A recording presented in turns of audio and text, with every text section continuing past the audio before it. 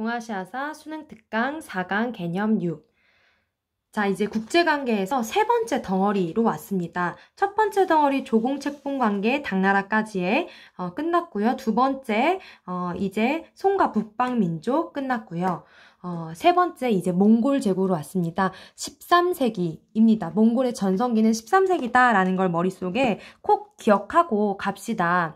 이 부분에서도 역시 몽골은 다른 나라들을 많이 침공을 했기 때문에 몽골과 다른 나라의 어떤 그런 몽골의 침공에 대한 대응이 핵심 포인트입니다. 그래서 몽골의 칸들에 했던 일을 잘 알아야 되는 것도 다른 나라를 어디를 어느 시기에 몇 번 침공했는지이니까 다시 한번 짚고 갑니다. 잘 안다고 해도요.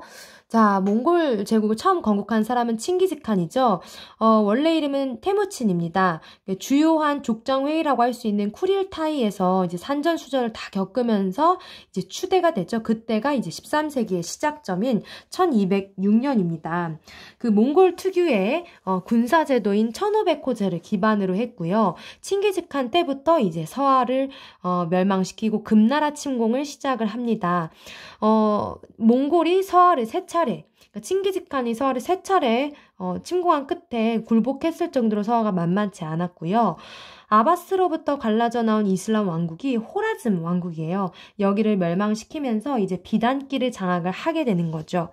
그 다음이 이제 우구데이라고도 하는 오고타이 칸입니다. 이때부터는 이제 서하를 넘어서 다른 지역까지 거침없이 뻗어나가는데요. 고려 침공을 1231년 개시하게 됩니다. 고려는 이제부터 계속되는 대몽 항쟁을 하게 되는데요. 무려 40년 동안이나 계속 끈질기게 항쟁을 한 끝에 속국이 되지는 않고요. 이제 부마국이라고 사위의 나라의 처지로 이제 가게 되는 겁니다.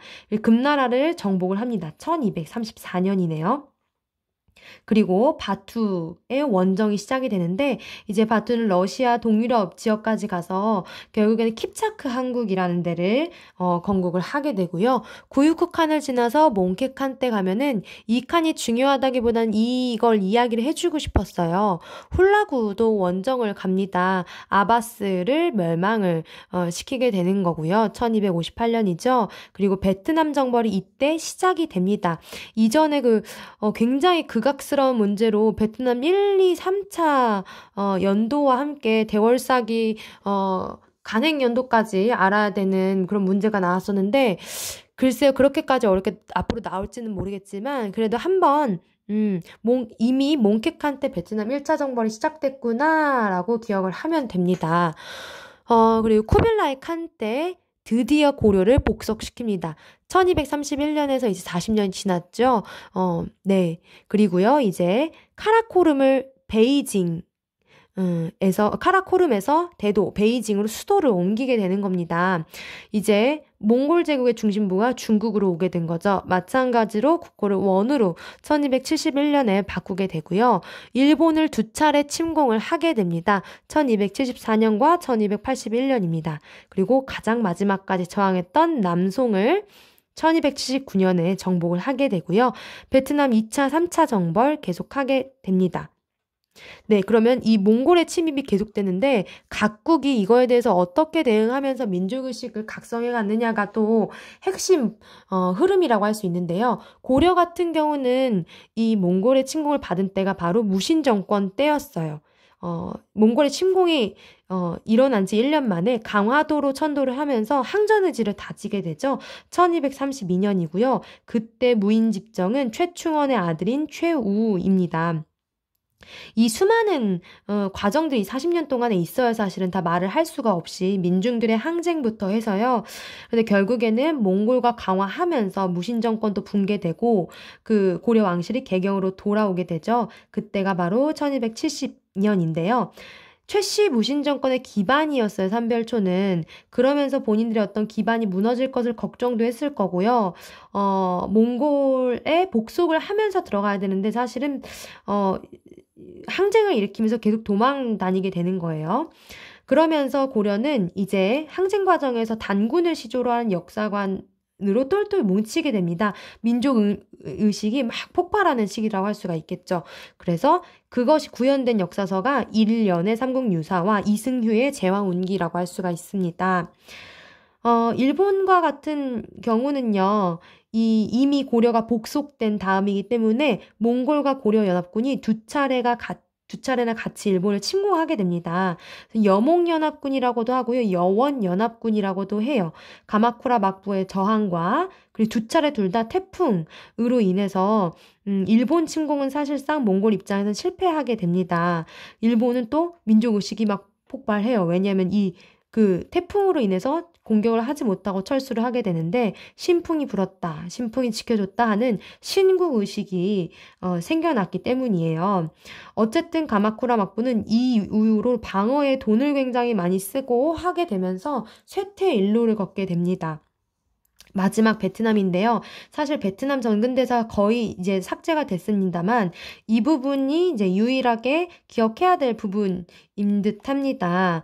대월이라고도 하는데 사실 13세기에 등장한 쩐 왕조였죠. 정말 말 그대로 몽골에 끈질기게 저항하면서 쩔었던 그 왕조인데 세 차례나 침공을 하게 됩니다. 그 과정에서 지금의 하노이의 옛 이름이 탕롱입니다. 탕롱이 함락되기도 했었는데요. 이 쩐 왕조의 정말 쩌는 장수가 쩐 흥다오입니다. 이전 기출에서는 이 쩐 흥다오가 몽골이 침략할 때 이제 군사들에게 선포하는 경문이라고 할까요? 바익단강 전투에서 승리를 하면서 그리고 격장사라는 그런 경문을 발표를 했는데 우리가 끝까지 싸워야 됨을 그런 다지는 각오가 들어있다라고 할 수가 있어요. 역시나 다른 나라 마찬가지로 베트남에서도 민족의식이 막 폭발하게 됩니다. 그래서 쯔는 문자를 쓰게 되고요. 베트남의 이제 민족의식을 듬뿍 담은 역사서 대월사기가 1272년에 편찬이 되게 됩니다. 네, 수택을 좀 보면요. 이 몽골 제국을 이런 말로도 이야기합니다. 예케 몽골 울루스요. 몽골어로 국가라는 뜻이 있는데요. 사실 원 말고도 차가타이, 훌라골루스, 주치올루스 이렇게 여러 정복지에 따라서 추가가 되게 되는 겁니다. 어쨌든 칭기즈칸 이후로 그의 후계자들은 동유럽까지 진출해 유라시아를 아우르는 대제국을 건설을 하게 됩니다. 추가로 봐둬야 될 부분은요, 이제 몽골의 통치 방식인데 아마 익숙할 거예요. 몽골인 제일주의를 바탕으로 했다. 몽골인이 가장 상위에 있게 되고요. 아랍인이나 페르시아인 등 서역인의 중심을 이루는 생목인이 재정을 담당을 했죠. 각 지역에 행성을 설치한다거나 다루가치를 파견을 하게 됩니다. 다루가치는 감독관을 이야기합니다. 옆 페이지로 갑니다. 네, 키워드만 좀 알 것 같아서 이렇게 수특을 통해서 보는데요. 교역망의 통합이 이때 이루어지죠. 유라시아를 다 호령을 했기 때문에 사실 그 안에서의 교류는 자연스럽게 잘 이루어질 수밖에 없었죠. 역참이라든지 아니면 초원길, 비단길들을 확보했다라는 거. 그리고 이제 시박사라는 무역감독 관청을 통해서 무역을 하게 되는데 그러면서 바닷가에 위치한 도시들이 발달합니다. 항저우, 취안저우 등이고요. 동아시아 교역망이 형성이 되고 교초라는 지폐가 발행이 됩니다. 몽골 제국 전역에서 광범위하게 유통이 됐고 몽골 원나라를 보여주는 주요한 키워드입니다. 동서교류입니다. 서아시아 문물이 전래가 되죠. 천문학이나 역법에서는 특히 곽수경의 수시력이 만들어지게 되고요. 이 두 사람 기억해 둡시다. 동방견문록을 썼고 쿠빌라이 칸을 만났던 마르코 폴로. 그리고 여행기를 썼던 모로코 출신 여행가입니다. 그러면 지도만 잠깐 볼게요. 네, 완자 61쪽입니다. 이거 보고 갈 거예요. 항저우와 취안저우, 시박사가 있었던 그 도시들 위치 한번 보겠습니다.